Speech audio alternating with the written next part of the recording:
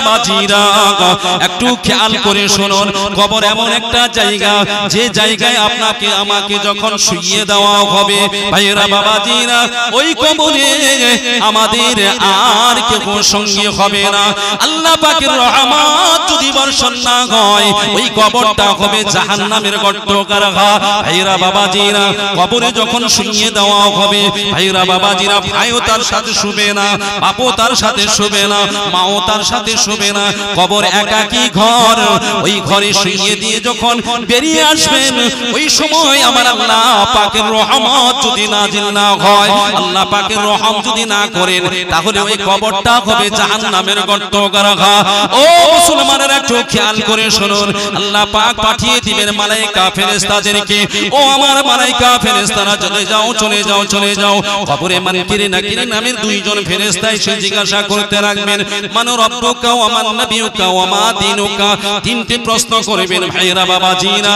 ও ভাইরা বাবাজিরা, যার দুনিয়াতে আমলটা ভালো আছে, যে মানুষটা নামাজি, যে মানুষটা দিনদার আল্লাহ ওয়ালা পরহেজগার, নামাজ পড়েছেন, রোজা রেখেছেন, হজ করেছেন, যাকাত দিয়েছেন, অন্যায় করেন নাই, ব্যভিচারী করেন নাই, জুলুম করেন নাই, ওই মানুষটা যখন কবরে শুয়ে পড়বে, মান রব্বুকা জিজ্ঞাসা করার সঙ্গে সঙ্গে বলবেন আল্লাহু রাব্বি, আমার রব হলেন আল্লাহ। একবার জোরে বলুন সুবহানাল্লাহ।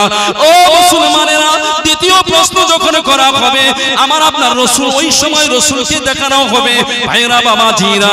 ওই সময় যারা নামাজি, দিনদার আল্লাহ ওয়ালা, নবীর প্রতি দরুদ শরীফ পড়নেওয়ালা ব্যক্তিদের সামনে যখন আনা হবে, তারা চিনতে কোনো অসুবিধা হবে না। তখন বলবেন ইনি হলেন হাজা নবী মুহাম্মদুর রাসূলুল্লাহ সাল্লাল্লাহু আলাইহি ওয়াসাল্লাম। একবার জোরে বলুন সুবহানাল্লাহ। ভাইরা বাবাজিরা, যখন এই দুটো বলে ফেলবে আল্লাহু রাব্বি, নবী মুহাম্মদুর রাসূলুল্লাহ সাল্লাল্লাহু আলাইহি ওয়াসাল্লাম নবী, তিনি আমাদের নবী, আল্লাহ আমাদের রব, তিনি আমাদের নবী, এই কথা যখন বলতে পারবেন ভাইরা বাবাজিরা, তখন আর দিনের কোনোই প্রশ্ন আসে না, আসে না, আসে না। ভাইরা বাবাজিরা, তার জবান দিয়ে বেরিয়ে আসবে আল ইসলাম দ্বীনি, ইসলাম হলো আমার দিন। একবার জোরে বলুন সুবহানাল্লাহ। ভাইরা বাবাজিরা, এভাবে জবাব যারা দিতে পারবে, আমার আল্লাহ পাকের তরফ থেকে রহমত বর্ষণ হতে থাকবে। ও জান্নাতের মালায়েকা ফেরেশতারা চলে যাও চলে যাও চলে যাও, আমার ওই কবরবাসীর কবরটাকে বড় করে দাও। আস্তে আস্তে কবরটা বড় হতে থাকবে। হাদিস শরীফের ভিতরে পাওয়া যায়, রাসূল আমার সোনার জবানে জানিয়ে দেয়, ওই কবরটা এত বড় হবে, এত বড় হবে, চোখ দিয়ে যত দূর পর্যন্ত দৃষ্টি যাবে, তার কবরটা আমার আল্লাহ পাকের তরফ থেকে তত বড় বানিয়ে দেওয়া হবে। কবরটা অত বড় হয়ে যাবে। জি, যে আল্লাহু রাব্বি মুহাম্মাদুর সাল্লাল্লাহু আলাইহি ওয়াসাল্লাম নবী, আল ইসলামু দ্বীনি, এই উত্তরগুলো যখন দিতে পারবে, ওই ব্যক্তির কবরটা বড় হতে থাকবে। কি রকম বড় হবে? রাসূল বলছেন, চোখ দিয়ে যতদূর দৃষ্টি যাবে তাকাবেন, ততদূর পর্যন্ত কবরটা আল্লাহ পাক বড় করে দিবেন। জোরে বলুন না সুবহানাল্লাহ। আর একটু জবান খুলে বলতে পারবেন না সুবহানাল্লাহ? ভাই আমার বাবাজিরা, ওই কবরটা বড় হয়ে যাওয়ার পরে আল্লাহ পাক মালায়েকা ফেরেশতাদেরকে বলবেন জান্নাতি বিছানা নিয়ে যাও। হ্যাঁ ভাইরা বাবাজিরা, আমরা মাটিতে শুইয়ে দিয়ে চলে আসি। ও মুসলমানেরা, একটু খেয়াল করে শুনুন, ওই মাটি আর মাটি থাকবে না, আল্লাহ পাকের তরফ থেকে জান্নাতি বিছানা তাকে বিছিয়ে দেওয়া হবে। ওই বিছানায় যখন শুয়ে পড়বে, আল্লাহ পাক মালায়েকা ফেরেশতাদেরকে বলবেন যাও যাও যাও যাও, সুন্দর একটা সাদা কাপড় নিয়ে তাকে মাথা থেকে পা পর্যন্ত ঢেকে দাও। এমন একটা ঘুম ঘুমিয়ে পড়বে, কিয়ামত পর্যন্ত একই ঘুমে কাটিয়ে দিবেন। একবার জোরে বলুন সুবহানাল্লাহ। আর একটু জোরে হবে না ভাই আমার বাবাজিরা? ও ভাইরা বাবাজিরা, সেই কবরের কথা কি মনে পড়ে না? জান্নাতি সাহাবী হযরত উসমান গনি রাদিয়াল্লাহু তাআলা আনহু যখন কবরের পাশ দিয়ে যেতেন, ঝরঝর ঝরঝর করে তার চোখ দিয়ে জারি হয়ে যেত, পানি জারি হয়ে যেত। আল্লাহর নবীর অন্যান্য সাহাবারা জিজ্ঞাসা করতেন, ও ভাই উসমান, ও ভাই উসমান, কেন আপনি কাঁদেন, কিসের জন্য কাঁদেন? আপনি যখন কোন কবরের পাশ দিয়ে যান, কবরের পাশে যখন দাঁড়িয়ে যান, দু চোখ দিয়ে পানি জারি করে দেন, দাড়িগুলো ভিজে যায়, দাড়ি মুবারক ভিজে গিয়ে পানি টস টস করে জমিনে পড়তে লাগেন। ওই সময় আল্লাহর নবীর সাহাবী, তৃতীয় রাষ্ট্রপতি, তৃতীয় খলিফা হযরত আমিরুল মুমিনিন উসমান গনি রাদিয়াল্লাহু তাআলা আনহু, হুজুর আমার ওই সময়টা বলেন, মরণের পরে প্রথম যে মঞ্জিল, ওই মঞ্জিলটা হলো কবর মঞ্জিল। আউয়ালুল মানাজিল, মানাজিল কবর, ওই প্রথম মঞ্জিল হলো কবর। ওই জায়গায় যদি আটকে যায়, তাহলে প্রত্যেকটা জায়গায় আমি আটকে যাব। আমি উসমান এই জন্যই কাঁদি, কবর এমন একটা জায়গায় যে জায়গায় কেউ সঙ্গী হবে না। ডানে মাটি, বামে মাটি, উপরে মাটি, পিছনে মাটি, চতুর্দিকে মাটি ঢাকা। এই কবর এমন একটা জায়গা, জান্নাতের সঙ্গী পাওয়া যাবে, জাহান্নামের সঙ্গী পাওয়া যাবে, দুনিয়ায় সঙ্গী পাওয়া যাবে, হাসরের মাঠে সঙ্গী পাওয়া যাবে। কবর এমন একটা জায়গা যে জায়গায় কাউকে সঙ্গী পাওয়া যাবে না, যাবে না, যাবে না। কবর হলো একাকী ঘর। তাই আমি ওই কবরের ভয়ে আল্লাহর কাছে কাঁদি। ভাইরা বাবাজিরা, হযরত উসমান গনি রাদিয়াল্লাহু তাআলা আনহু হুজুর হায়াতে থাকা অবস্থায় আল্লাহর নবী, দয়ার নবী, সোনার নবী, রাহমাতুল লিল আলামিন সার্টিফিকেট দিয়েছিলেন, ও উসমান তুমি জান্নাতি, জান্নাতি, জান্নাতি। আল্লাহ রাসূল জান্নাতি সাহাবী কবরের ভয়ে কাঁদলেন। আমাদের কাদার দরকার আছে কি নেই? কি গো, আমাদের কাদার দরকার নেই? কিতাব ভাইরা বাবাজিরা, যে নূরের কথা আমার আল্লাহ পাক জানিয়েছেন, আল্লাহ পাক যে নূরের কথা আল্লাহ পাক বললেন, ওই নূরটা অন্য কোনো নূর নয়, অন্য কোনো জ্যোতি নয়, অন্য কোনো লাইট নয়। ও মুসলমানেরা, যে নূরের কথা আমার আল্লাহ পাক জানিয়ে দিয়েছেন, বিশ্ববিখ্যাত তাফসীর কারক আল্লামা জালালউদ্দিন সুয়ুতী রাহমাতুল্লাহ আলাইহি হুজুর আমার জানিয়ে দেন, যে নূরের কথা আমার আল্লাহ জানিয়েছেন, ওই নূরটা হলো আমার আপনার নবী, নূর নবী জনাবে হাবিবুল্লাহ নবী মুহাম্মদুর রাসূলুল্লাহ সাল্লাল্লাহু আলাইহি ওয়াসাল্লাম। একবার জোরে বলুন সুবহানাল্লাহ। যে কিতাব আল্লাহ পাঠিয়েছেন ওটা কোনটা? যে নূরের কথা বললেন ওটা হলেন আমার আপনার নবী, নূর নবী জনাবে হাবিবুল্লাহ নবী মুহাম্মদুর রাসূলুল্লাহ সাল্লাল্লাহু আলাইহি ওয়াসাল্লাম। একবার জোরে বলুন না সুবহানাল্লাহ।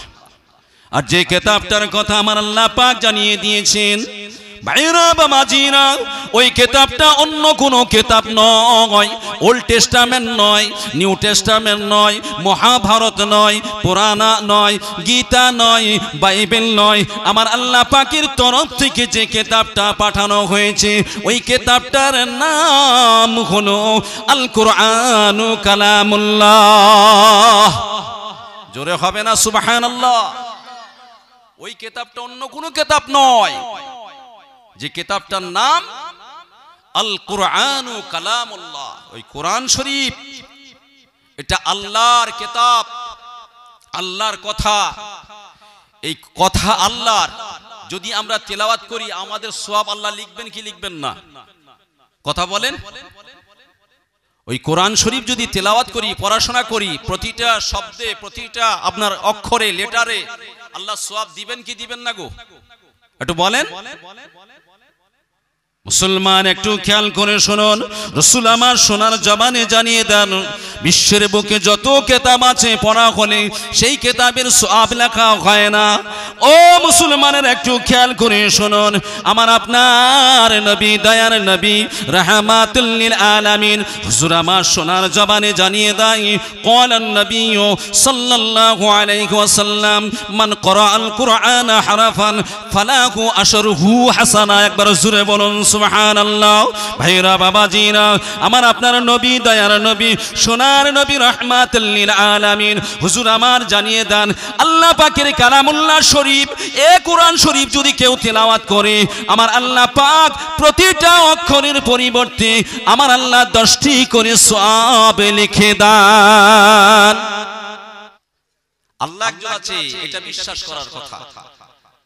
ও মুসলমান একটু খেয়াল করে শুনুন, আমরা আল্লাহর বান্দা বলে দাবি করি, ও মুসলমান একটু খেয়াল করে শুনুন, আমরা নবীর উম্মত বলে দাবি করি।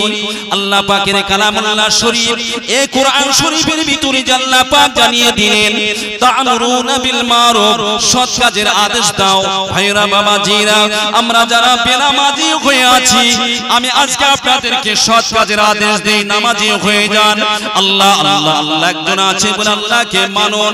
ভাইরা বাবাজিরা, যে মানুষগুলো সৎ কাজের আদেশ দিবে, আল্লাহকে ভয় করে চলবে, আমি আপনাদের আদেশ দিয়ে যাচ্ছি, আপনারাও আদেশ দেন, সৎ কাজের আদেশ দেন, অসৎ কাজের নিষেধ করেন। আল্লাহ একজন আছে, এই কথা বিশ্বাস করিয়ে দেন।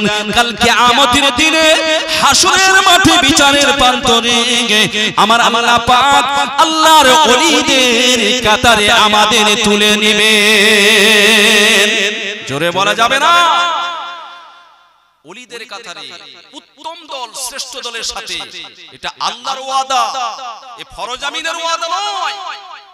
আল্লাহ বলছেন তোমরা যাও, উখরাজাত লিন-নাস, মানুষের কাছে যাও, গিয়ে কি করবে? সৎ কাজের আদেশ দাও। ভাই তুমি নামাজ কেন পড়ো না? ও ভাই তুমি ইসলামের ঘরে জন্মগ্রহণ করেছো, নামাজটা কেন পড়ো না? নামাজ আল্লাহ পাকের হুকুম, নামাজ হলো ফরজ। ফরজ দিন রাতের ভিতরে 5 ওয়াক্ত নামাজ কায়েম করতে হবে। এই আদেশটা আমরা যদি দিতে পারি, ভাইরা বাবাজিরা, আল্লাহ যারা করে নামাজ যারা পড়ে না, তাদেরকে যদি বলি ভাই নামাজ পড়ো না, এটা খারাপ কাজ, এই বলে যখন আপনি তাকে মানা করে দিবেন, তুমি এই কাজ করো না, নামাজ পড়তে শুরু করে দাও। আল্লাহ একজন আছে, আল্লাহকে মানার মতো মানো, এই কথা বলে যদি আপনি দুনিয়া থেকে বিদায় নিতে পারেন, আমার আল্লাহ পাক জানিয়ে দেন ওই বান্দাগুলোকে আমি উত্তম দলের ভিতরে, ওলি আল্লাহদের দলের কাতারে আমি আল্লাহ পাক কাল কিয়ামতের দিনে তুলবো। একবার জোরে বলুন সুবহানাল্লাহ, আর একটু জোরে সুরে বলুন সুবহানাল্লাহ। ও মুসলমানেরা, একটু খেয়াল করে শুনুন, যে মানুষগুলো বেনামাজি হয়ে গিয়েছে তাদের নামাজের আদেশ দিলেন। যারা ভাইয়েরা অন্যায় ব্যভিচারী করে, তাদেরকে বললেন ভাই অন্যায় ব্যভিচারী করো না, ন্যায় পথে চলো, শরীয়ত মোতাবেক চলো।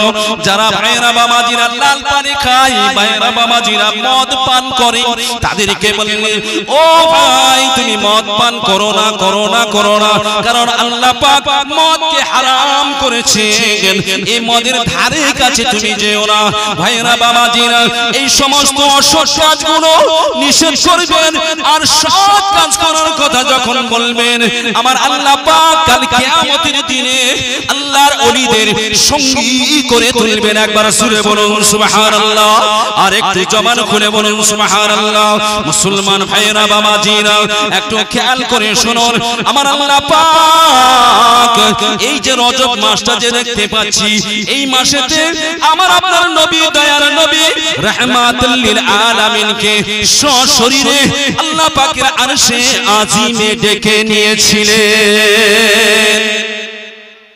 যে মাসটায় আজকে আমরা এসে হাজির হয়েছি, এই রজবের মাস, এই মাসটাতে আমার আল্লাহ পাক আমার আপনার নবীকে সশরীরে ডেকে নিয়েছেন আল্লাহ পাকের আরশে আজিমে। আল্লাহ স্বয়ং দেখা করবেন বলে জোরে বলবেন না সুবহানাল্লাহ। এই রজব মাসের 27 তারিখে আমার আল্লাহ পাক ডেকে নিয়েছিলেন আমার রাসূলকে। যখন ডেকে নিয়ে গেলেন, ফিরে যখন আসবেন, ওই সময়টা আল্লাহ পাক বললেন ও আমার হাবিব, ও আমার বন্ধু, আপনি ফিরে যাচ্ছেন, আপনার উম্মত উম্মতানি নাজাতের জন্য আমি একটা গিফট দিচ্ছি, আপনাকে উপহার দিচ্ছি। এটা আপনার উম্মত উম্মতানিকে জানিয়ে দিবেন, তারা যেন এই কাজটা করে। এই কাজ করলে আমি আল্লাহ পাক ওই ব্যক্তির জন্য 8টা জান্নাতের দরজা খুলে দেব। জোরে বলেন, জোরে বলবেন না। সেটা কি দিয়েছিলেন? ওই গিফটটা কি দিয়েছিলেন? নামাজ। নামাজ দিয়েছিলেন, সেটা এই রজবের মাসে। রজব মাসে ওই নামাজটা দেওয়া হয়েছিল। এখন বর্তমান বেশিরভাগ জলসা কমিটি যারা, তারা নামাজ পড়ে না। বুঝতে পারেন? বর্তমান জলসার কমিটির বেশিরভাগ জানে যে একবার জলসা দেব, ইসালে সওয়াব দেব, সব গুনাহ মাফ হয়ে যাবে, আর নামাজের দরকার নেই। আল্লাহ বলছে তুই খালি একবার আয়, তোর ওই সিস্টেমের হিসাবটা তোকে মিটিয়ে দেব। ওই জায়গাটা খালি ঢুক, খালি কবরের ভিতরে। মালাইকা ফেরেশতারা রেডি হয়ে আছে, বুঝতে পারেন না? খুব মারবে, হাফ টাইম দিবে না। জি। আর আমরা কিছু কিছু মানুষ আছি, সবাই নয়, যে বুড়ো হলে নামাজ পড়ব, ইয়ংগেস্ট নামাজের দরকার নেই। কথা ভুল বলছি না ঠিক বলছি? জি। আচ্ছা, নামাজটা কি বুড়ো বয়সে আল্লাহ ফরজ করেছেন না বাচ্চা থেকেই? একটু কথা বলে। জান্নাতের চাবি কি? قال النبي صلى الله عليه وسلم الصلاة مفتاح الجنة। ও মুসলমানের একটু খেয়াল করে শুনুন, রাসূল আমার সোনার জবানে জানিয়ে দিলেন আসসালাতু মিফতাহুল জান্নাহ, জান্নাতের চাবি হলো নামাজ। জোরে হবে না? আরে সুবহানাল্লাহটা বলেন, এতে গুনাহ হবে না, আল্লাহ খুশি হবেন। একবার যদি সুবহানাল্লাহ কবুল করে নেন, নেওয়ার মতো যদি হয়ে যায়, আল্লাহ কি জানি ওটাতেই আপনাকে নাজাতের ওসিলা বানিয়ে দিতে পারে। জোরে বলুন, আরেকটু জবান খুলে বলেন। ভাই আমার বাবাজিরা, তাহলে জান্নাতের চাবি নামাজ। আর এই রজবের মাস, যে মাসটায় জলসা কায়েম করেছেন, এই মাসেতেই আল্লাহ পাক আমার আপনার নবীকে গিফট দিয়েছেন উম্মতে মুহাম্মাদির নাজাতের জন্য, জান্নাতের চাবিটা দিয়েছেন। এই চাবি আমরা নেব কি নেব না? কি গো, নেব তো? জি বলুন ইনশাআল্লাহ। এই জোরে বলুন ইনশাআল্লাহ। সবথেকে বান্দা আর আল্লাহ বেশি নিকটবর্তী হয়ে যায় এই নামাজের মাধ্যমে। সেজদায় পড়ে গেলে বান্দা আর আল্লাহর সঙ্গে সম্পর্ক হয়ে যায়। জোরে বলুন সুবহানাল্লাহ, জবান খুলে বলেন না সুবহানাল্লাহ। ও মুসলমানের একটু খেয়াল করে শুনুন, আমার আপনার নবী, দয়ার নবী, রাহমাতুল লিল আলামিন হুজুর আমার যখন আল্লাহ পাকের কাছে আরশে আজিমে দেখা করলেন, ফিরে আসার সময় আমার আল্লাহ পাক ওই সময় বলেছিলেন, ও আমার হাবিব, আপনার উম্মত উম্মতানির জন্য আমি আল্লাহ পাক 50 ওয়াক্ত নামাজকে ফরজ করে দিলাম। কত পড়ি কত? বাকি 45 কোথায় গেল? এমনি রাহমাতুল লিল আলামিন বলা হয়নি, জগতের রহমত আমার আপনার নবী। আল্লাহ রাসূল চিন্তা করলেন, আমি যদি 50 ওয়াক্ত নিয়ে যাই, আমার উম্মতেরা পারবে না। আল্লাহর কাছে দোয়া চাইতে লাগলেন, রব্বুল আলামিন আল্লাহ পাক আমার উম্মত উম্মতানিরা এরা বড় দুর্বল হবে, আল্লাহ পাক আমার উম্মত উম্মতানিরা এরা বড় দুর্বল হবে, এত নামাজ পড়তে পারবে না। আল্লাহ আপনি ক্ষমা করে দেন, আল্লাহ আপনি মাফ করে দেন। ও মুসলমানেরা, নবী আমার এইভাবে দোয়া চান, এইভাবে আল্লাহর কাছে কাঁদেন, আল্লাহ পাক আপনি ক্ষমা করুন, আপনি মাফ করে দিন। একের পর এক আমার আপনার নবী, দয়ার নবী, রাহমাতুল লিল আলামিন হুজুর আমার মাফ চাইতে থাকেন। আমার আল্লাহ পাক 5 ওয়াক্ত করে ক্ষমা করেন। আবার রাসূল মাফ চান, আল্লাহ এত নামাজ পারবে না, পারবে না, পারবে না, আল্লাহ আপনি কমিয়ে দেন। আবারও আল্লাহ 5 ওয়াক্ত কমান। রাসূল আমার আবারও আল্লাহর কাছে ফরিয়াদ করেন, রব্বুল আলামিন আল্লাহ পাক এত নামাজ আমার উম্মত উম্মতানিরা এরা বড় দুর্বল হবে, পারবে না, পারবে না, আল্লাহ আপনি কমিয়ে দেন, কমিয়ে দেন। বারবার আল্লাহ পাক 5 ওয়াক্ত করে কমান। রাসূল আমার কেঁদে ওঠেন, আবারও দোয়া চান। ভাইরা বাবাজিরা, উম্মতের দরদি নবী, আমার আপনার নবী, দয়ার নবী, রাহমাতুল লিল আলামিন হুজুর আমার আল্লাহর কাছে এইভাবে ফরিয়াদ করে ওই 50 ওয়াক্ত নামাজটাকে মাফ করিয়ে 45 ওয়াক্তকে মাফ করে দিয়ে 5 ওয়াক্ত নামাজ আমাদের জন্য এনে দেন। জোরে বলা যাবে না? 5 ওয়াক্ত দিলেন আমাদের জন্য, তাতেও ফাঁকি মারছি, আমরা পড়ি না। এই 5 ওয়াক্ত নামাজটাও আমরা পড়তে চাই। ও মুসলমানেরা একটু খেয়াল করে শুনুন, আমার আল্লাহ পাক ওই সময় বলেছিলেন, ও আমার হাবিব জান জান জান জান, এ আপনি 5 ওয়াক্ত নামাজ নিয়ে আপনার উম্মত উম্মতানিকে জানিয়ে দেন, এই 5 ওয়াক্ত নামাজ আপনার উম্মতানিরা উম্মত উম্মতানিরা সকাল থেকে নিয়ে রাত পর্যন্ত সারা দিন সারা রাতের ভিতরে এই 5 ওয়াক্ত নামাজ আদায় করলে আমি আল্লাহ পাক তার আমলনামায় 50 ওয়াক্ত নামাজের সওয়াব দিয়ে দেব। জোরে বলা যাবে না? নামাজ পড়ব 5 ওয়াক্ত, আল্লাহ সওয়াব দিবেন কত? 50 ওয়াক্ত। জি সে নামাজ গেল কোথায়? মসজিদে ফজরের সময় মুয়াজ্জিন আর ইমাম সাহেব আর কেউ নেই, গ্রামবাসী এরা কোথায়? এরা আরশ মহল্লায়, সেখানে গিয়ে তাহাজ্জুদ পড়ছে। বুঝতে পারেন? ফজরের সময় এরা আরশ মহল্লায় গিয়ে তাহাজ্জুদ আল্লাহর কাছে দিদার করছে। রজবের মাস তো দিদারে চলে গেছে। ভাইরা বাবাজিরা একটু খেয়াল করে শুনুন, ও মুসলমানেরা, আল্লাহ পাক এই কোরআন শরীফের 82 জায়গায় বললেন তোমরা নামাজ কায়েম করো, ওয়াকিমুস সালাত ওয়াকিমুস সালাত ওয়াকিমুস সালাত, নামাজ কায়েম করো নামাজ কায়েম করো। ও ভাইরা বাবাজিরা, নামাজের ভিতরে আমার আল্লাহ পাক এত রহমত এত দয়া দিয়েছেন যে বাড়িতে 5 ওয়াক্ত নামাজ আছে ওই বাড়িতে আল্লাহ পাকের বরকত আছে না নাই? একবার জোরে বলুন সুবহানাল্লাহ। ভাইরা বাবাজিরা, যে বাড়ি 5 ওয়াক্ত নামাজ আছে ওই বাড়িতে শান্তি আছে, যে বাড়িতে 5 ওয়াক্ত নামাজ আছে ওই বাড়িতে আল্লাহ পাকের রহমত আছে, যে বাড়িতে 5 ওয়াক্ত নামাজ আছে ওই বাড়িতে ঝগড়া ফাসাদ কম আছে, যে বাড়িতে 5 ওয়াক্ত নামাজ আছে ওই বাড়িতে শয়তানের আনাগোনা থাকে না। জোরে বলা যাবে না? জি, দুনিয়াতে যে আল্লাহ পাক জান্নাত রেখে দিয়েছেন, সে জান্নাতের চৌকাঠ যদি না মারা হয়, সেই জান্নাতে যদি না ঢোকা হয়, তাহলে মরণের পরে আল্লাহ পাকের জান্নাতে যাওয়া যাবে নাকি? না না না না না না। ভাইরা বাবাজিরা, দুনিয়াতে জান্নাত হলো মসজিদ, আল মসজিদু বাইতুল্লাহ, মসজিদ হলো আল্লাহর ঘর। ওই ঘরেতে যারা না ঢুকবে, ওই ঘরে যদি আমরা নামাজ পড়তে না ঢুকি, তাহলে আল্লাহ পাকের জান্নাতের দরজা তাদের জন্য হারাম হয়ে যাবে কি যাবে না বলুন? দুনিয়ার মসজিদে যদি না ঢুকি, মসজিদের দরজায় যদি না ঢুকি, তার জন্য জান্নাতের দরজা খোলা থাকবে কি গো? খোলা থাকবে? চেনা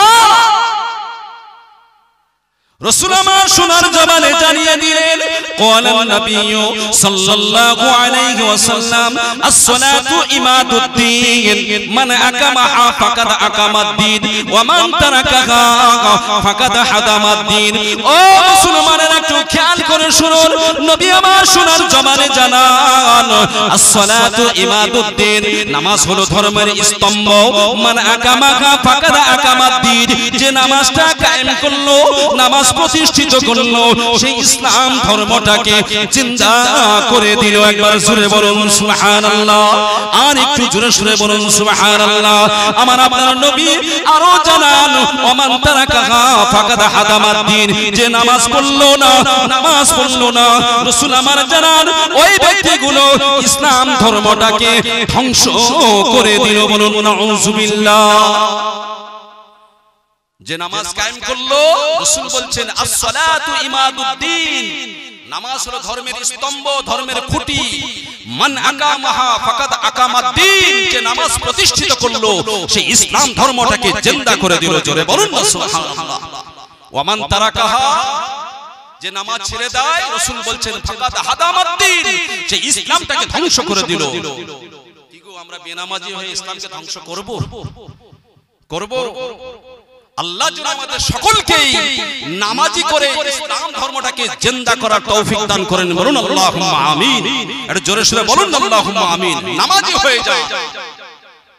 জি, ও ও মুসলমান ভাইরা বাবাজিরা, আল্লাহর ওলি হযরতে কারামত আলী জয়নপুরি রাহমাতুল্লাহ আলাইহি হুজুর আমার একটা কিতাব লিখেছেন, মাসলা মাসাইলের কিতাব। তার ভিতরে নামাজের ফজিলত সম্পর্কে তিনি জানিয়ে দেন। ভাইরা বাবাজিরা, তিনি জানান ফজরের নামাজ এমন একটা সময়ে আদায় করা হয়, নামাজের ফজিলত সম্পর্কে আলোচনা করেন। ফজরের নামাজটা এমন একটা সময়ে আদায় করা হয়, না রাত না দিন, রাতের শেষে দিনের শুরুতে। ও মুসলমানেরা, একটু খেয়াল করে শুনুন, আল্লাহর ওলি হযরতে কারামত আলী জয়নপুরি রাহমাতুল্লাহ আলাইহি হুজুর আমার সোনার জমানে জানিয়ে দেন, ওই সঠিক টাইমে ফজরের যে সময় নামাজটা আল্লাহ পাক হুকুম করেছেন রাতের শেষে দিনের শুরুতে, ওই সময় যদি আল্লাহ পাকের কোনো বান্দা বান্দি ওই সঠিক টাইমে ফজরের নামাজটা আদায় করে, আমার আল্লাহ পাক ওই ব্যক্তিটার সারা রাত সারা দিনের গুনাহ খাতা আমার আল্লাহ মাফ করে দেন। জোরে বলা যাবে না? তাই ভাইরা বাবাজিরা, দুটো পা ধরে বলে যায়, আল্লাহ পাক কোরআন শরীফে 82 জায়গায় নামাজের কথা বললেন। এই রজব মাসে জলসা দিয়েছেন আল্লাহ পাক, এই রজব মাসে আমাদের নামাজ দিয়েছেন। এই নামাজটা কায়েম করলে আল্লাহ খুশি হয়, এই নামাজ কায়েম করলে নবী খুশি হন, এই নামাজ আদায় করলে ওলি আল্লাহরা খুশি হয়।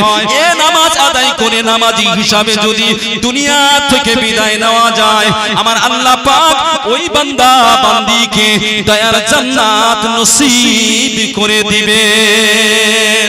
ভাইরা বাবাজিরা, তাই দুটো পা ধরে বলে যায়, নামাজে গাফিলতি করবেন না, আল্লাহ পাক খুশি হয়ে যাবেন, নবীও খুশি হয়ে যাবেন। ভাইরা বাবাজিরা, আল্লাহ পাকের বরকত, আল্লাহ পাকের রহমত ওই বাড়িতে বর্ষণ হতে থাকবে। আল্লাহ রাসূল দয়ার নবী সোনার নবী রাহমাতুল লিল আলামিন হুজুর আমার সোনার জবানে জানিয়ে দেন, এ রজব মাস যখন আসতেন আল্লাহর কাছে দোয়া চাইতেন। রাসূল আমার কি দোয়া চাইতেন? আল্লাহুম্মা বারিক লানা ফি রজব ওয়া শাবানা ওয়া বাল্লিগনা মিনার রমাদান। আল্লাহ পাক, আপনি এই রজব মাসে বরকত দান করুন, শাবান মাসে বরকত দান করুন, আর রমজান শরীফ পর্যন্ত আমি রাসূলুল্লাহকে পৌঁছে দেন। রাসূল নিজে দোয়া চেয়েছেন এই রজব মাসের জন্য, যে আল্লাহুম্মা বারিক লানা ফি রজব, আল্লাহ আপনি এই রজব মাসে বরকত দেন। রজব মাসের পরেই হলো শাবান মাস, তারপরেই আমার আল্লাহ পাক বলছেন, আল্লাহ নবী বলছেন যে আল্লাহুম্মা বারিক লানা ফি রজব, তারপরে বলছেন ওয়া শাবানা ওয়া বাল্লিগনা মিনার রমাদান। রজব মাসে বরকত দেন, শাবান মাসে বরকত দেন, রমজান শরীফ পর্যন্ত আমি রাসূলুল্লাহ আমার হায়াতটাকে বাড়িয়ে দেন, আমাকে রমজান পর্যন্ত পৌঁছে দেন। একবার জোরে বলুন সুবহানাল্লাহ। তো রাসূল দোয়া চেয়েছেন, আমাদের চাওয়ার দরকার আছে কি নেই? কি গো, চাওয়ার দরকার নেই? আল্লাহ রাসূল আরেক জায়গায় উপমা দিয়েছেন সাহাবা হুজুরদের, ও আমার সাহাবারা, রজব মাসে ইবাদত বندگির বীজ বপন করো। 3 মাসের চাষ যেমন হয়, আপনারা কপি চাষ করেন তো, চাষবাস এলাকা তো, ভাঙর এলাকা মানে চাষবাসের এলাকা, কি গো, ধান চাষ, কপি চাষ, টমেটো চাষ, ক্ষীরের চাষ। প্রথম মাসে বীজ বপন করে কি কিছু ফল পাওয়া যায়? মাল করে ঘরে আসে, পয়সা ঘরে আসে না। প্রথম মাসটা বীজ বপন করলেন, তাকে পানি দিলেন, ট্রিটমেন্ট করলেন। সেকেন্ড মাসটা ভালো করে নিরত হবে, আরো ওষুধপাতি ভালো করে মেডিসিন সার সমস্ত কিছু দেওয়ার পরে তৃতীয় নাম্বার মাসে এইবার সেখান থেকে তুলে এই ফসল তুলে বিক্রি করা হয়, সেখান থেকে কিছু পাওয়া যায়। কি কথা ভুল না ঠিক? রাসূল সেইভাবে উপমা দিয়েছেন, উদাহরণ দিয়েছেন যে রজব মাসে তোমরা বীজ বপন করো ইবাদতের, একটু বাড়িয়ে দাও। অন্য মাসে যা করেছো রজব মাসে আর একটু বাড়াও, একটু তাহাজ্জুদ পড়ো, নফল ইবাদত বেশি করে পড়ো, কোরআন শরীফ তেলাওয়াত করো, আস্তে আস্তে 2-1টা করে রোজা রাখতে শুরু করে দাও। এরকম করতে করতে শাবান মাসে আর একটু বাড়াও, রমজান শরীফে ফুল ফিল আপ সেখান থেকে মুনাফা নাও। এবার জোরে বলবেন না সুবহানাল্লাহ, জোরে বলবেন না সুবহানাল্লাহ। সাহাবা হুজুরদের আমার রাসূল বলেছেন। জি, তো আমরা তো রাসূলুল্লাহর কথা আমাদের মানতে হবে কি হবে না? জি, রাসূলুল্লাহর কথা আমাদের মানতে হবে, তিনি আমাদের নবী। জি, নবীর কথা আমাদের মানতে হবে। তিনি হলেন রাহমাতুল লিল আলামিন। তার কথা মানলে আল্লাহ পাকের তরফ থেকে রহমত বর্ষণ হবে। জোরে বলুন সুবহানাল্লাহ। নবী নিজে নিজে কোনো কথা বলেন না, আল্লাহ যা বলেন তিনি তাই বলেন। কি গো কথা ভুল না ঠিক? আল্লাহ যা বলেন তিনি তাই বলেন। তাই রাসূল সম্পর্কে আমার আল্লাহ পাক বলছেন মা আতাকুমুর রাসূল, কোরআনের আয়াত, মা আতাকুমুর রাসূল ফাখুজুহু ওয়া মা নাহাকুম আনহু ফান্তাহু। নবী তোমাদের যেটা দেয়, রাসূল তোমাদের যেটা দেয় সেটাকে ধরো, আর যেটা নিষেধ করে সেটাকে ছাড়ো, যেটা মানা করে ওটাকে ছাড়ো। আচ্ছা, নবী কি আমাদের মত দিয়েছিলেন যে এই নিশা বর্তমান আপনাদের এলাকায় মাশাআল্লাহ ভালো, আমাদের এলাকায় কিছু কিছু জওয়ান ছেলে এরা মদ পানি মানে অন্যরকম মাল পানি খেয়ে উল্টে উল্টে পড়ে আছে। আপনাদের এলাকায় মাশাআল্লাহ ভালো, তো ভাই ওটা কি শরীয়তে জায়েজ? ওটা জায়েজ? হারাম। ইন্তেকালের পরে যতই আপনি তাকে আতর গোলাপ মাখিয়ে, যতই আপনি তাকে পশ্চিম দিকে মুখ করে রাখেন না কেন, ইন্তেকালের পরে ওই চাপা দেওয়ার সাথে সাথে ওই মানুষগুলো যারা মদ পান করবে, নিশা করবে, আল্লাহর তরফ থেকে কাবার দিকে মুখ থাকবে না, ঘুরে যাবে উল্টো দিকে। বলুন নাউজুবিল্লাহ, জোরে বলুন না নাউজুবিল্লাহ। খবরদার ওই লাল পানির থেকে দূরে থাকবেন। আল্লাহ যেটা হালাল করেছেন ওটা খান, আর যেটা হারাম করেছেন তার ধারে কাছে যাবেন না। বলুন ইনশাআল্লাহ, এই জোরে বলুন ইনশাআল্লাহ। আল্লাহ যেন আমাদের ওই মদ পান থেকে দূরে রাখেন। বলুন আল্লাহুম্মা আমিন। আল্লাহ যেন আমাদের 5 ওয়াক্ত নামাজি বানিয়ে দেয়। বলুন আল্লাহুম্মা আমিন। ভাই আমার বাবাজিরা, সৎ কাজের আদেশ যেন আল্লাহ পাক আমাদের দ্বারাই দেওয়ায়। বলুন আল্লাহুম্মা আমিন। আল্লাহ যেন কবুল করে নেয়। বলুন আল্লাহুম্মা আমিন। ভাই কয়টা কথা বলবো, গোটা গামাই চুলকনি, ওটা কথাই আছে না, মলমটা কোন জায়গায় লাগাবো বলুন তো দেখি। আমি শুরুতেই বলেছিলাম যে কোরআনের কথা আমাদের ভালো লাগে না, হাদিসের কথা আমাদের ভালো লাগে না, কিন্তু কোরআন শরীফ হাদিস শরীফের কথাই আমাদের মানতে হবে, তবেই আমাদের ঘরে শান্তি আসবে। আচ্ছা, নবী আমাদের কি শিক্ষা দিয়েছেন? একজন মুসলমান অপরজন মুসলমানের সঙ্গে যখন দেখা করবে, দিদার করবে, তখন কি দিবে? তাকে সালাম দিবে। আমরা দেই তো? কি গো? আবার আমাদের ঘরের কিছু কিছু ছেলেরা আপ টু ডেট হয়েছে, বুঝতে পারেন না? বলছে বাপ কিছু জানে না, বলছে আমার ছেলেটা যা দিয়েছি না জানিস? বলে কোথায়? বলে ডন ডন। ওরে বাপ রে বাপ, তাই নাকি? যা বলছে না সে বলার মতো নয়, ফুটফাট নট নট ফুটফাট কি বাপ বাপ বলছে কিছু বুঝতে পারিনি। বিরাট শিক্ষিত আমার ছেলে হচ্ছে। কি শিক্ষিত হচ্ছে ভাই! বাড়িতে এসে বলছে আব্বা গুড মর্নিং। ওহ কত সুন্দর শিক্ষা! বাপকে সালাম দেওয়া ভুলে গেছে। আর ওই ছেলেটা যদি মাদ্রাসায় দেওয়া হতো তাহলে বাপকে গুড মর্নিং বলতো। কি মনে হয় আপনাদের? আর আমাদের তো ধারণা মাদ্রাসায় পড়তে দেওয়া মানে ও গবেট মার্কা হয়ে যাবে, ও ভাত পাবে না, ও খেতে পাবে না। আমাদের যেটা ধারণা। আল্লাহর শুকর, আমার বাপের বয়সে মানুষ নিচে বসে আছেন। কি গো, ওই লাইনে পড়াশোনা করে ইজ্জত কমেছে না বেড়েছে? আপনারা বলুন, ইজ্জত কমেছে না বেড়েছে? এই লাইনে পড়াশোনা করলে ইজ্জত কমে না বেড়ে যায়? আল্লাহ বাড়িয়ে দেয়। আমাকে 2019-এ 1 ঘন্টা এয়ারপোর্টে রেখে দিয়েছিলেন। 1 ঘন্টা যারা করছেন যে এতবার বাংলাদেশে প্লেনে করে কেন গিয়েছেন? বুঝতে পারেন? আমি বেড়াতে যাইনি, জলসা করতেই গিয়েছি। বুঝতে পারেন? এই টুপি মাথায় দিয়ে আমার ভুল হয়নি, আমি গবেট হইনি। আল্লাহ আমাকে উপর দিয়ে ঘুরায়। আগে ছোটবেলায় দৌড়ে বাইরে যেতাম, প্লেন যাচ্ছে দেখার জন্য, আর সেই প্লেনে এতবার চেপেছি আল্লাহ চাপিয়েছেন। এই পরশুদিন না তার আগের রাত্রে 12টার সময় ফোন করেছে। কোথা থেকে? কেরালা থেকে, কোইম্বাটুর কেরালা। 7 সেপ্টেম্বর দাওয়াত করলেন, হুজুর ফ্লাইটের আপ ডাউন ভাড়া দেবো, যথেষ্ট নজরে নজর আপনি লিখে রাখেন। রাজস্থানের আহমেদাবাদ থেকে ঘুরে এলাম, আল্লাহর শুকর, গর্ব নয়, আহমেদাবাদ আল্লাহ নিয়ে গেছেন। ওই সিটিতে জলসা করে, মিল্লাতনগর জিজ্ঞাসা করবেন গিয়ে, যেখানে মাওলানা ফরজ আমিন সাহেব এসেছিলেন। আমি তো এইসবে নেই, ইউটিউবে নেই, তো দেখবেন কোথা থেকে আল্লাহ আমাকে ঘুরিয়ে নিয়ে এসেছেন। যেটা মুদির রাজ্য, এই আহমেদাবাদ সিটিতে আল্লাহ আমাকে জলসা করিয়েছেন। হ্যাঁ, আবারও যোগাযোগ করছেন, রাজস্থান থেকে যোগাযোগ হচ্ছে। আল্লাহর শুকর। মেঘালয় আপ ডাউন প্লেন খরচা, গাড়ি ভাড়া কিছু কম বেশি, আমার টোটাল আমার পিছনে 55,000 টাকা খরচা করেছে। মেঘালয় জলসায় গিয়েছিলাম, 30,000 টাকা নজরানা দিয়েছে। বললে তো আপনারা নিয়ে নেবেন না, আমি চাইও না, আমি দেখিও নি। ফুরফুরায় এসে খুলে দেখছি 30,000 টাকা নজর রাখা। বুঝতে পারেন ইজ্জতের মালিক কে? জোরে বলেন।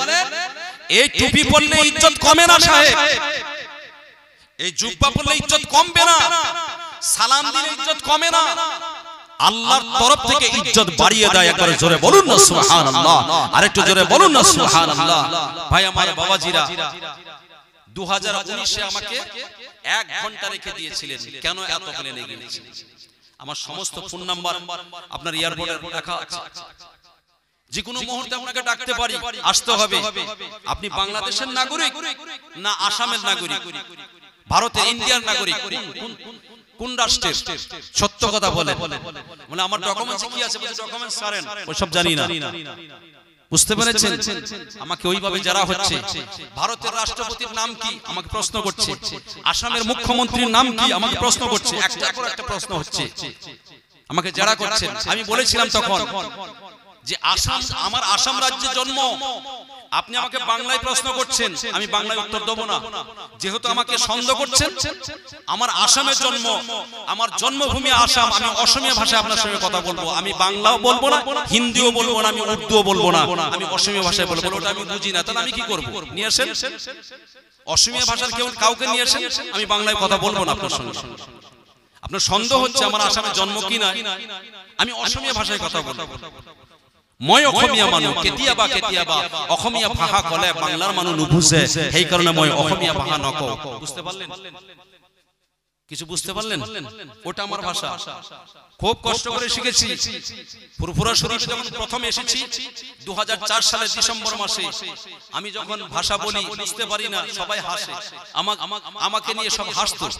আমি চুপ করে বসে বসে শুনতাম আর ওটাকে খেয়াল করে করে মনে করেছি। কিন্তু এখন মনে হয় আমি আসাম রাজ্যের মানুষ বলে এই যে বলছি, মনে হচ্ছে খুব কষ্ট করে শিখেছি।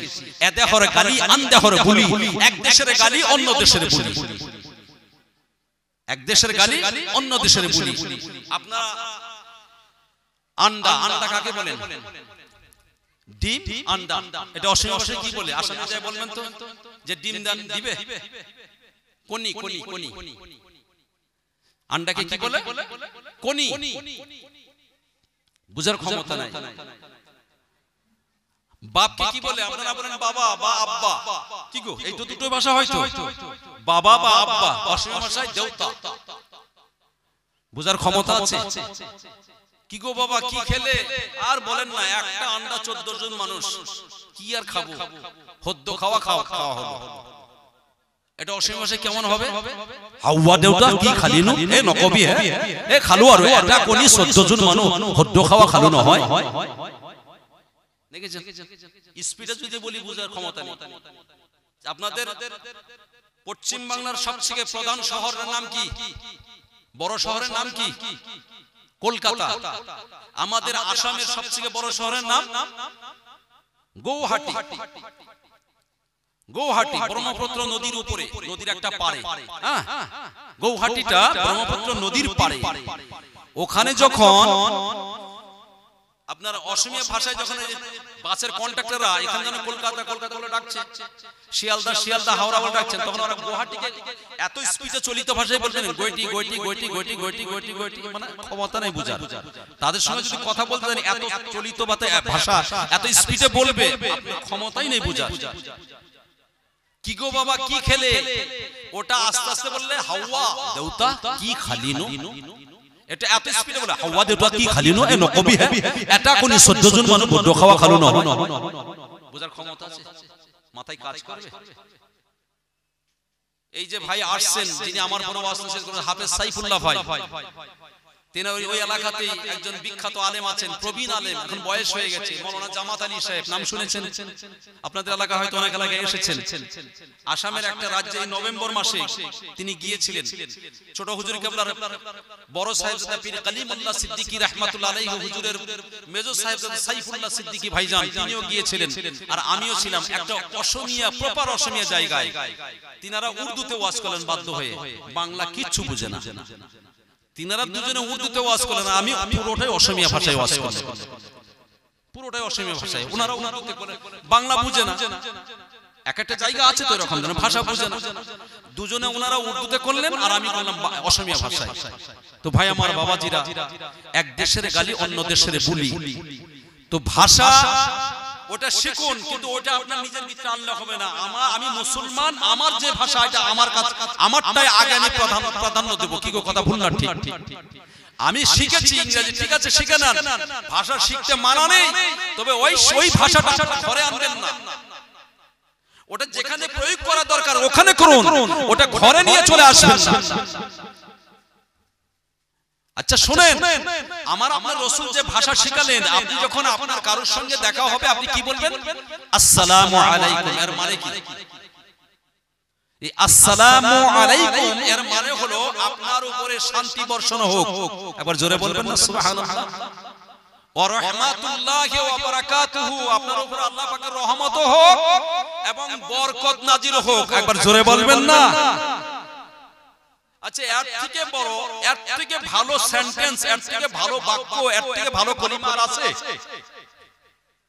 এই যে আপনি বলছেন গুড মর্নিং, সকালবেলা দেখা হলো, গুড মর্নিং মানে সকাল তোমার ভালো যাক। এই sentence it is a incomplete sentence. এই বাক্যটা হলো অসম্পূর্ণ বাক্য। কি রকম? আপনি যখন সকালবেলা দেখা হবে আপনি বললেন গুড মর্নিং, তার মানে সকালটাই তোমার ভালো যাক, এর দ্বারা এটা বোঝাচ্ছে দুপুরে থেকে তোমার খারাপই শুরু হবে। কি গো, মানে সীমা বেঁধে দেওয়া হচ্ছে। সকালবেলা দেখা হয়েছে গুড মর্নিং, তোমার সকাল ভালো যাক, তার এর মানে কি দাঁড়ায়? এই সকালের পর থেকে তোমার সাথে দেখাও হবে না, খারাপই শুরু হোক। আবার দুপুরে দেখা হলো, ওটাও সীমা বাঁধা, গুড নুন মানে দুপুর বেলায় তোমার ভালো যাক, বিকালের থেকে আবার খারাপই শুরু হোক। যতবার দেখা হবে ততবার ওই সীমা বেঁধে দেওয়া হয়। আমার রাসূল সেলফিশ ছিলেন না, আমার রাসূল স্বার্থপর ছিলেন না, আমার রাসূল ছিলেন রাহমাতাল লিল আলামিন, জগতের রহমত। একবার জোরে বলুন সুবহানাল্লাহ। আমার আল্লাহ পাক জগতের রহমত স্বরূপ পাঠিয়েছিলেন, তাই তিনি বললেন যে তোমার সঙ্গে যখন দেখা হবে তুমি বলবে আসসালামু আলাইকুম ওয়া রাহমাতুল্লাহি ওয়া বারাকাতুহু, তোমার উপরে শান্তি আল্লাহ পাকের তরফ থেকে শান্তি বর্ষণ হোক, রহমত নাজিল হোক এবং বরকত নাজিল হোক। জোরে বলুন সুবহানাল্লাহ। কিয়ামত পর্যন্ত যদি দেখা না হয়, কিয়ামত পর্যন্ত চলতে থাকলো একই সেন্টেন্সে একই কথাতে, আর যদি দেখা না হয় তোমার উপরে শান্তি বর্ষণ হতেই থাকুক, হতেই থাকুক, রহমত হতেই থাকুক, বরকত হতেই থাকুক। একবার জোরে বলুন না সুবহানাল্লাহ। আরেকটু জোরে বলুন না সুবহানাল্লাহ। কি গো, ইসলাম ছেড়ে দূরে যাবেন? কি গো, কোনটা শ্রেষ্ঠ? বুঝতে অসুবিধা হয়নি তো?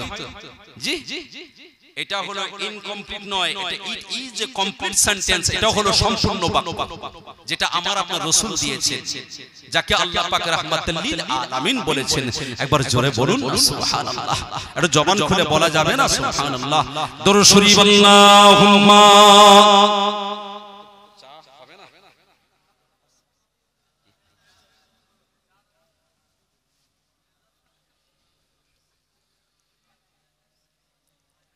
কি অবস্থা, কজনে দরুদ শরীফ পড়ছি? রাসূল কি চিরতরে শত্রু নাকি? হ্যাঁ, কবরে কে সর্বপ্রথম কে আসবে? কবরে কে আসবে? যখন সওয়াল-জবাব করা হবে সামনে রাসূলুল্লাহকে দেখানো হবে। কি গো, তার প্রতি এই দরুদ শরীফ মুখ বন্ধ করা, তাহলে চিনাকে চিনা যাবে তো? জি, চিন্তা করে দেখো না কবরে কি যাইবে না, চিন্তা করে দেখো না কবরে কি যাইবে না, ওই কবরে আল্লাহ ছাড়া বন্ধু কেউ হইবে না। চিন্তা করে দেখো না কবরে কি যাইবে না, ওই কবরে নবী ছাড়া বন্ধু কেউ হইবে না। চিন্তা করে দেখো না কবরে কি যাইবে না। একবার চিন্তা করব না, আল্লাহ আর নবী ছাড়া কেউ থাকবে ওই কবরে? হ্যাঁ, বন্ধু বান্ধব যাবে ওই জায়গায়? আল্লাহ পাকের কাছে ধরা পড়তে হবে। দুনিয়ায় কিছু করে যান, রাসূল বলছেন ক্বালান নবী সাল্লাল্লাহু আলাইহি ওয়াসাল্লাম ইযা মাআতাল ইনসান ইনকাতা আমালা। রাসূল বলছেন মানুষ যখন মারা যাবে তার সমস্ত ইবাদত বন্ধ হয়ে যায়। তারপরে রাসূল বলছেন ইল্লা সালাসা, তার তিনটে সাইড খোলা থাকে। কটা সাইড? কি গো কথা বলেন? কটা সাইড? তিনটে সাইড। এক নাম্বার সাদাকাতুল জারিয়া, আল্লাহর রাস্তায় মসজিদে মাদ্রাসায় এতিমে এই ইসালে সওয়াবে এক কথায় মানুষের উপকারের অর্থে যত জায়গায় ব্যয় করবেন ওটা কবরে শুয়ে শুয়ে পাওয়া যাবে। জোরে বলুন না সুবহানাল্লাহ। আর একটু জোরে বলা যাবে না সুবহানাল্লাহ? গরিবের মেয়ে বিয়ে দিবেন, তারপরে আপনার একটা বাথরুমের ব্যবস্থা, গরিব মানুষ তাদের বাথরুম নেই, ব্যবস্থা করে দিলেন, আর টিউবওয়েল বসিয়ে দিলেন, রাস্তায় গাছ বসিয়ে দিলেন, সব সাদাকাতুন জারিয়া। এটা কবরে শুয়ে শুয়ে পাওয়া যাবে। জি। দ্বিতীয় নম্বর রাসূল বললেন কি? আও ইলমুন ইনতিফাহু বিহি, কোরআন শরীফ হাদিস শরীফের শিক্ষা নিজে অর্জন করলেন, তারপরে অপরকে শিখিয়ে দিয়ে যান, ওটাও কবরে শুয়ে শুয়ে পাওয়া যাবে। জোরে বলুন সুবহানাল্লাহ। আর একটু জোরে বলা যাবে না সুবহানাল্লাহ? ভাই আমার, তৃতীয় নম্বর রাসূল আমার কি বললেন? আও আওলাদুন সালিহুন ইয়াদউ লাহু,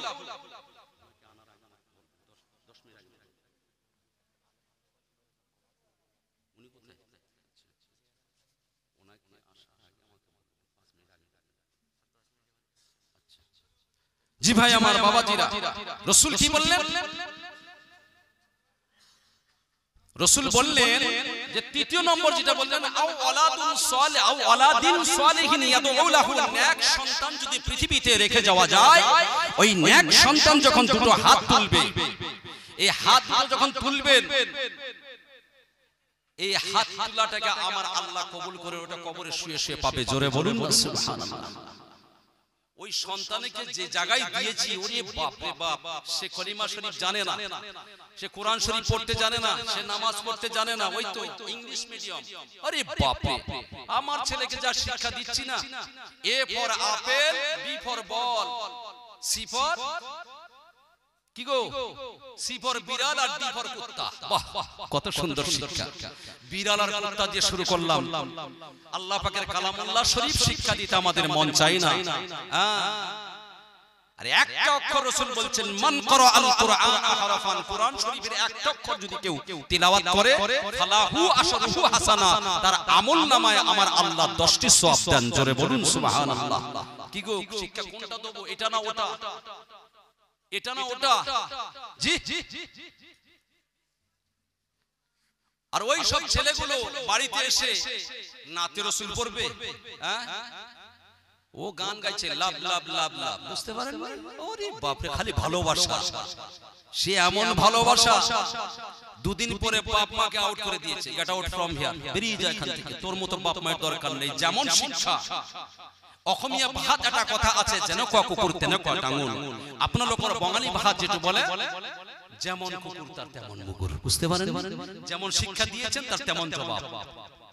আর ওই ছেলেটা যদি কোরআন শরীফে শিক্ষা দিতেন, কখনোই বাপের মাথায় লাথি মারতো না, বাপকে ঘর থেকে বার করতো না। যে আর ওই শিক্ষা দিয়েছেন, বাপের জানাজায় এসে রুমাল বেঁধেছে, টুপি নেই, কারণ ও কালচার অন নেই তো, সারাদিন চিকেন মুছেছিল কেঁদে কেঁদে, ওটা অভিনয় কাদা। তারপরে যখন জানাজায় বসে দাঁড়িয়েছে, রুমালটাকে পুরো বেঁধে নিয়েছে। এই তো সিস্টেম। হ্যাঁ ভাই আমার বাবাজিরা, খবরদার এই সমস্ত ইয়ের থেকে দূরে থাকতে। ছেলে মেয়েদের সর্বপ্রথম কোরআন শরীফ হাদিস শরীফের শিক্ষা দেন।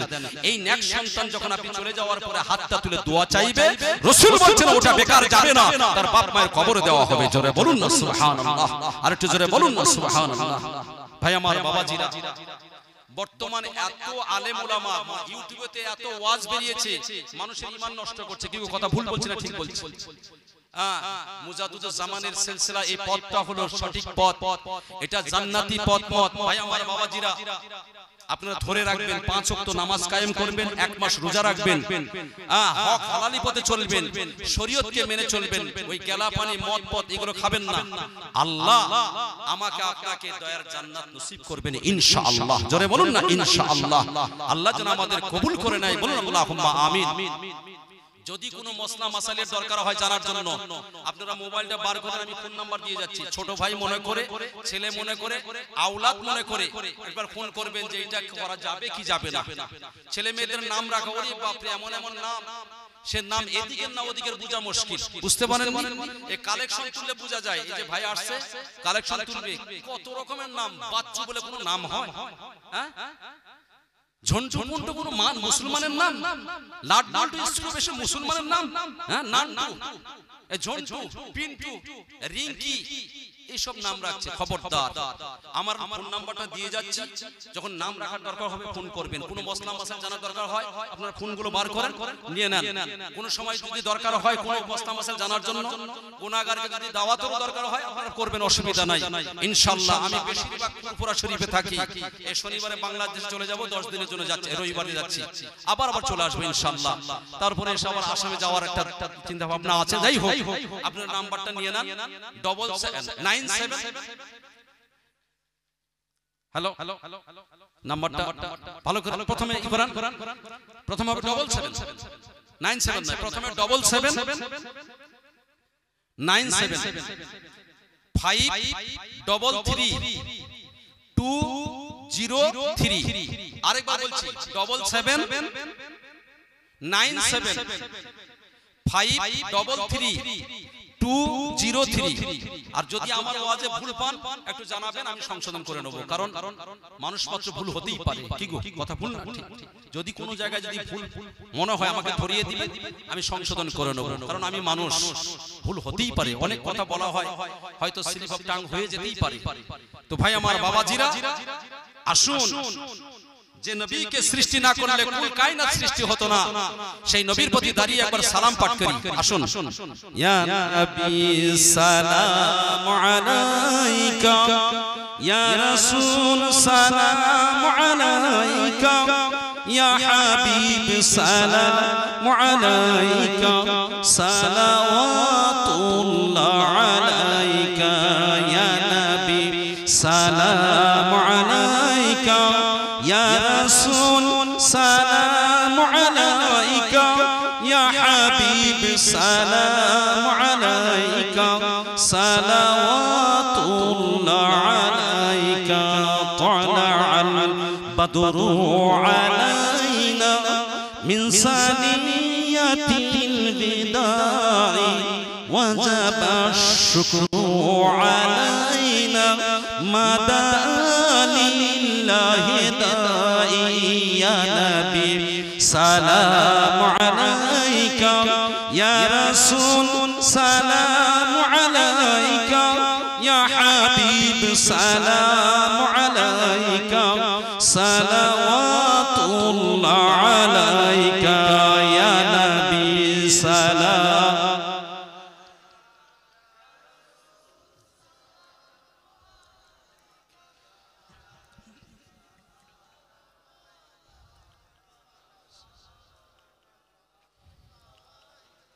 أنت شمس أنت بدر أنت نور فوق نوري أنت إكسير وغالي أنت مصباح الصدور يا نبي سلام عليك يا رسول سلام عليك يا حبيب سلام عليك صلوات الله عليك يا نبي سلام عليك يا رسول سلام عليك يا حبيب سلام عليك صلوات الله عليك يا نبي سلام عليك.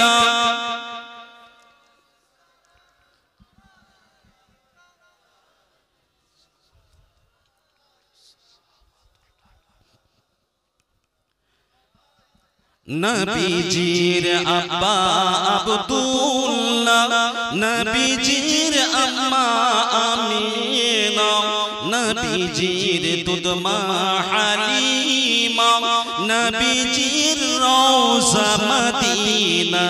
ইয়া নবী সালাম আলাইকা, ইয়া রাসূল সালাম আলাইকা, ইয়া হাবিব সালাম আলাইকা, সালাওয়াতুল্লাহ আলাইকা। ইয়া নবী সালাম আলাইকা, ইয়া রাসূল সালাম আলাইকা, ইয়া হাবিব সালাম আলাইকা, সালাওয়াতুল্লাহ আলাইকা। ইয়া নবী ইয়া নবী ইয়া নবী ইয়া নবী ইয়া নবী সালাম আলাইকা, ইয়া রাসূল সালাম আলাইকা, ইয়া হাবিব সালাম আলাইকা, সালাওয়াতুল্লাহ আলাইকা। আল্লাহুম্মা সাল্লি আলা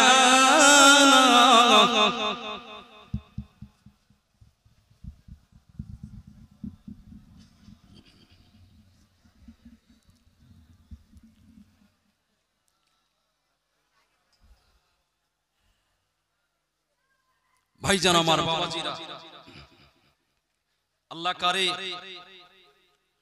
আমরা দ্বিতীয় বছর ইসলামের সওয়াব কায়েম করেছি মাশাআল্লাহ। গত বছর থেকে লোকজন একটু আল্লাহ কারে বেশি, এইভাবে আল্লাহ পাক যেন কায়েম করেন কিয়ামত পর্যন্ত, যেন আল্লাহ এই ইসলামের সওয়াবকে আল্লাহ কায়েম করে নাই। বলুন আল্লাহুম্মা আমিন। এটা জোরে সোরে বলুন আল্লাহুম্মা আমিন। দেখেছেন তো জগৎ বিখ্যাত আলেম, ভাঙরের হুজুর চলে, ভাঙরের হুজুর চলে। এইবার তো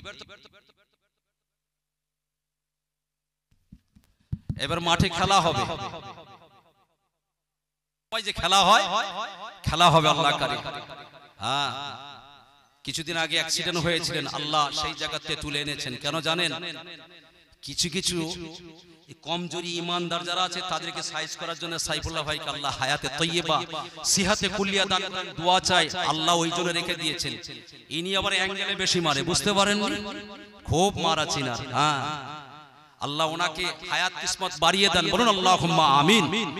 আর ভাঙরের তো অলিয়ে গলিয়ে মাশাআল্লাহ আল্লাহ কারে, এখান থেকে বেরোতেই পারছেন না। আমি অনেক দিন আগে একবার বলেছিলাম যে একটা দাওয়াত চলেন না ফুরফুরার আশেপাশে, বলছে আমায় ভাঙর ছাড়বে না, বুঝতে পারেন। তো যাই হোক, যেন বলা ছেড়ে দিয়েছি, করেন আপনি ওই দিকেই থাকেন, যখন ওই দিকের হুজুর আপনি। তো ভাই আমার বাবাজিরা, তিনি এসে গিয়েছেন। এখনো যারা এদিক সেদিক ঘোরাফেরা করছেন সকলে চলে আসেন।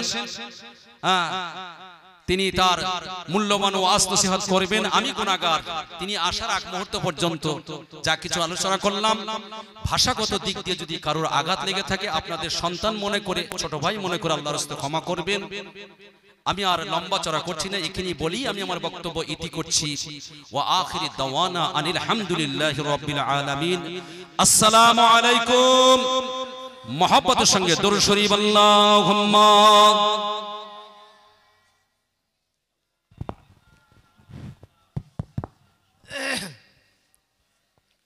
জলসার বাইরে যারা আছেন ভিতরে এসে বসুন।